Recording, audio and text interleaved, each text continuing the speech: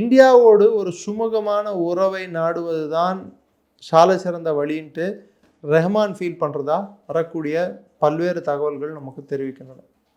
In fact ரஹ்மானை வந்து இந்திய பிரதமர் வந்து இந்தியாவுக்கு வர சொல்லி இன்வைட்டும் பண்ணியிருக்கார். ஸோ ரஹ்மான் வந்து இந்தியா மேலே இருக்கக்கூடிய அந்த என்ன சொல்கிறது, ஒரு கம்ப்ளீட் அட்டாச்மெண்ட்னா பொருளாதார ரீதியில் நம் மீது இருக்கக்கூடிய அவங்களுக்கு இருக்கக்கூடிய உறவு, இன்னும் சொல்லப்போனால் அந்த அது உறவுன்னு சொல்கிறதா இல்லை கம்பல்ஷன் சொல்கிறதா எனக்கு தெரியல. பங்களாதேஷ் இந்தியாவை விட்டு விலகி செல்னா அவங்களால தனியாக ஒன்றும் பண்ண முடியாதுன்ற ஒரு கம்பல்ஷன் அவங்களுக்கு இருக்குது. இன்னொரு பக்கம் மியான்மார் கூட பிரச்சனைக்குரிய பகுதிகள் இருக்குது.